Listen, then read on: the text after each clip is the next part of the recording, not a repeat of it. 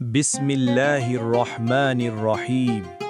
আসসালামু আলাইকুম ওয়া রাহমাতুল্লাহি ওয়া বারাকাতুহু।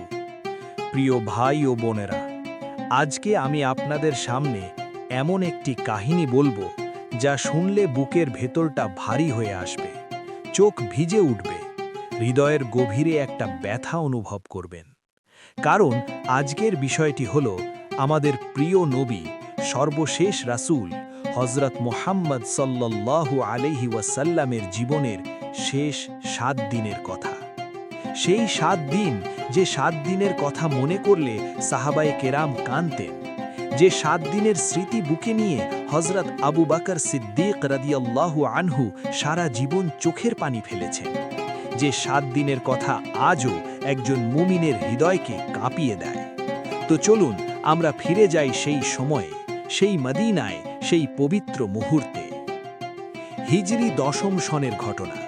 রাসূলুল্লাহ সাল্লাল্লাহু আলাইহি ওয়াসাল্লাম তখন মক্কায় বিদায় হজ পালন করছেন। সেই হজে প্রায় 1,24,000 সাহাবী তার সাথে ছিলেন। আরাফাতের ময়দানে লক্ষাধিক মানুষের ভিড়, সবার চোখে ভক্তি, সবার হৃদয়ে ভালোবাসা।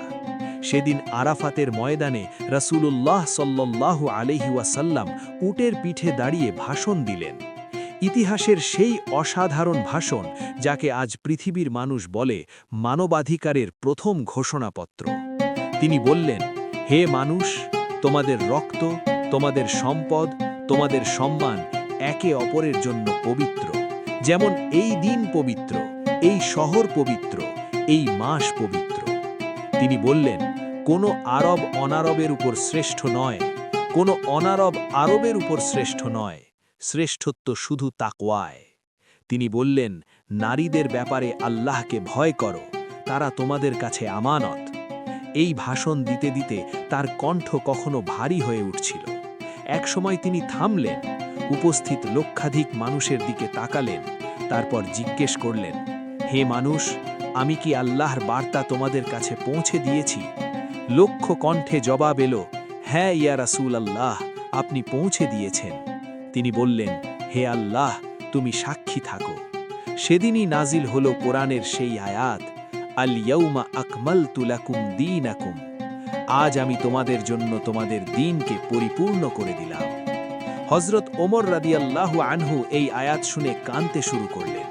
কেউ জিজ্ঞেস করল, ওমর, কাঁদছেন কেন? তিনি বললেন, দ্বীন পরিপূর্ণ হওয়ার মানে হলো এখন থেকে শুধু কমতে থাকবে, পরিপূর্ণতার পরেই আসে বিদায়।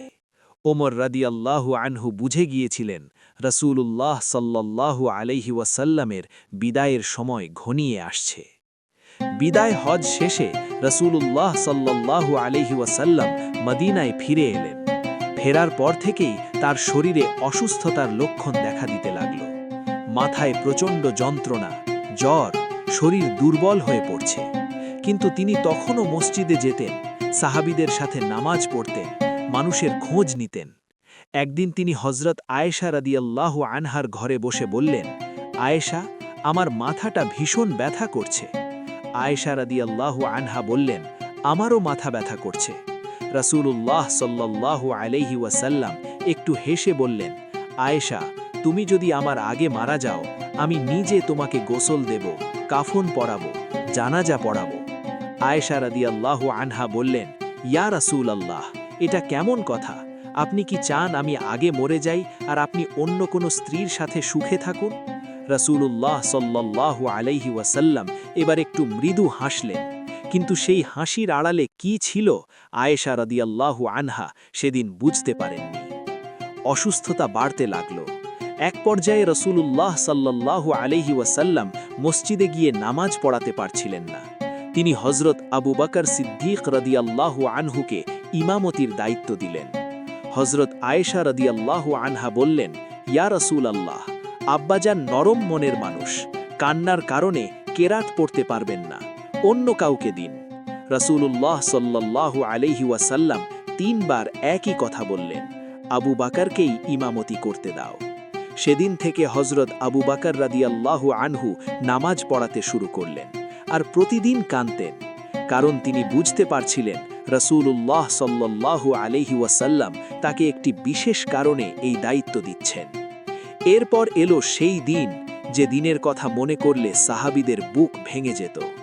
রবিউল আউয়াল মাসের ৯ম তারিখ, মঙ্গলবার। ফজরের নামাজ চলছে। হযরত আবু বকর রাদিয়াল্লাহু আনহু ইমামতি করছেন। হঠাৎ মসজিদের পর্দা সরে গেল। রাসূলুল্লাহ সাল্লাল্লাহু আলাইহি ওয়াসাল্লাম দরজায় দাঁড়িয়ে আছেন, মুখে হাসি, দুর্বল শরীরে তবুও হাসি মুখে। সাহাবীরা তাকে দেখে আনন্দে মুখরিত হয়ে উঠলেন। অনেকে নামাজ ভেঙে ফেলতে উদ্যত হলেন। রাসূলুল্লাহ সাল্লাল্লাহু আলাইহি ওয়াসাল্লাম হাত দিয়ে ইশারা করলেন, নামাজ চলতে থাকুক, নামাজ ভাঙবে না। নামাজ শেষ হলো। আবু বকর রাদিয়াল্লাহু আনহু পিছনে তাকিয়ে রাসূলুল্লাহ সাল্লাল্লাহু আলাইহি ওয়াসাল্লামকে দেখলেন। চোখ ভরে গেল পানিতে। রাসূলুল্লাহ সাল্লাল্লাহু আলাইহি ওয়াসাল্লাম সেই ফজরের পর আর কখনো মসজিদে আসেননি। রবিউল আউয়ালের ১০ম ও ১১ তারিখ। অসুস্থতা আরও বাড়ছে, জ্বরের তীব্রতা অসহ্য। হযরত আয়েশা রাদিয়াল্লাহু আনহা বলেন, আমি তার মাথায় হাত রাখতাম, তাপ অনুভব করতাম, এত জ্বর যে হাত সরিয়ে নিতে হতো। একবার রাসূলুল্লাহ সাল্লাল্লাহু আলাইহি ওয়াসাল্লাম বললেন, আয়েশা, আমাকে ৭ মুশক পানি দিয়ে গোসল করাও, হয়তো একটু ভালো লাগবে, হয়তো মানুষের কাছে যেতে পারবো। গোসল করালেন, কিছুটা সুস্থ অনুভব করলেন, মসজিদে গেলেন, সাহাবীদের সাথে কথা বললেন। এটাই ছিল তার শেষ জনসমক্ষে বের হওয়া। সেদিন তিনি মসজিদে বসে বললেন, আমার পরে তোমরা কবরকে সিজদার স্থান বানিও না। ইহুদি ও খ্রিস্টানরা তাদের নবীদের কবরকে ইবাদতের স্থান বানিয়েছিল, তোমরা এই কাজ করো না। তারপর বললেন, আমার কাছে যদি কারো কোনো পাওনা থাকে বলো, আমার কাছে কেউ যদি মার খেয়ে থাকো বলো, আমি পরিশোধ করতে চাই। একজন সাহাবী উঠে বললেন, ইয়া রাসূলুল্লাহ, একবার আপনি লাঠি দিয়ে আমাদের কাতার সোজা করছিলেন, সেই সময় আমার পেটে লেগেছিল। রাসূলুল্লাহ সাল্লাল্লাহু আলাইহি ওয়াসাল্লাম বললেন, তুমি বদলা নাও। সেই সাহাবী এগিয়ে এলেন। রাসূলুল্লাহ সাল্লাল্লাহু আলাইহি ওয়াসাল্লাম পোশাক সরিয়ে পেট বের করে দিলেন। সেই সাহাবী এগিয়ে পেটে ঠোঁট লাগিয়ে চুমু খেলেন, বললেন, ইয়া রাসূলুল্লাহ, এটাই আমার উদ্দেশ্য ছিল, জীবনের শেষ সুযোগে আপনার শরীর স্পর্শ করতে চেয়েছিলাম।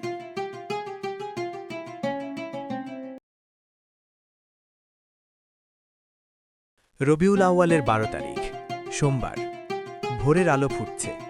হযরত আয়েশা রাদিয়াল্লাহু আনহার কোলে মাথা রেখে শুয়ে আছেন রাসূলুল্লাহ সাল্লাল্লাহু আলাইহি ওয়াসাল্লাম। কাছেই একটি পাত্রে পানি, মাঝে মাঝে হাত ডুবিয়ে মুখে দিচ্ছেন, বলছেন, লা ইলাহা ইল্লাল্লাহ, মৃত্যুর অবশ্যই যন্ত্রণা আছে। সেই মুহূর্তে তার মেয়ে হযরত ফাতেমা রাদিয়াল্লাহু আনহা ঘরে ঢুকলেন। বাবাকে দেখেই কান্না শুরু হলো। রাসূলুল্লাহ সাল্লাল্লাহু আলাইহি ওয়াসাল্লাম বললেন, কাছে এসো মা। ফাতেমা রাদিয়াল্লাহু আনহা কাছে গেলেন। বাবা তার কানে কিছু একটা বললেন। ফাতেমা কাঁদলেন। আবার কানে বললেন। এবার ফাতেমা হাসলেন। পরে হযরত আয়েশা রাদিয়াল্লাহু আনহা জিজ্ঞেস করলেন, কি বলেছিলেন? প্রথমে কাঁদলে, পরে হাসলে কেন? ফাতেমা রাদিয়াল্লাহু আনহা বললেন, প্রথমে বললেন, এই অসুখেই আমার মৃত্যু হবে, তাই কাঁদলাম। তারপর বললেন, তুমিই আমার পরিবারের মধ্যে সবার আগে আমার সাথে মিলিত হবে, তাই হাসলাম। এর কিছুক্ষণ পরের কথা। হযরত আয়েশা রাদিয়াল্লাহু আনহা বলেন, আমি তার মাথা বুকে ধরেছিলাম। হঠাৎ তার দৃষ্টি ছাদের দিকে চলে গেল, ঠোঁট নড়ছে। আস্তে আস্তে শুনলাম, আল্লাহুম্মার রফিকাল আলা, হে আল্লাহ, সর্বোচ্চ বন্ধুর কাছে নিয়ে যাও। তারপর হাত ঝুলে পড়ল, চোখ বুজে গেল। রাসূলুল্লাহ সাল্লাল্লাহু আলাইহি ওয়াসাল্লাম চলে গেলেন। ইন্না লিল্লাহি ওয়া ইন্না ইলাইহি রাজিউন। মদিনার আকাশ যেন ভেঙে পড়ল সেদিন। হযরত উমর রাদিয়াল্লাহু আনহু মসজিদে দাঁড়িয়ে তরবারি বের করে বললেন, যে বলবে রাসূলুল্লাহ সাল্লাল্লাহু আলাইহি ওয়াসাল্লাম মারা গেছেন, আমি তার মাথা কেটে নেব। তিনি মারা যাননি, তিনি মুসা আলাইহিস সালামের মতো গেছেন, ফিরে আসবেন। উমর রাদিয়াল্লাহু আনহু কাঁদছিলেন, বিশ্বাস করতে পারছিলেন না। সেই সময় হযরত আবু বকর সিদ্দিক রাদিয়াল্লাহু আনহু ঘরে প্রবেশ করলেন।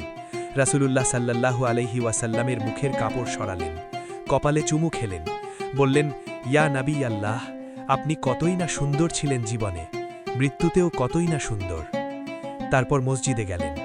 উমর রাদিয়াল্লাহু আনহু তখনও বলছেন রাসূল মারা যাননি। আবু বকর রাদিয়াল্লাহু আনহু শান্তভাবে বললেন, উমর, বসো। উমর রাদিয়াল্লাহু আনহু বসলেন না।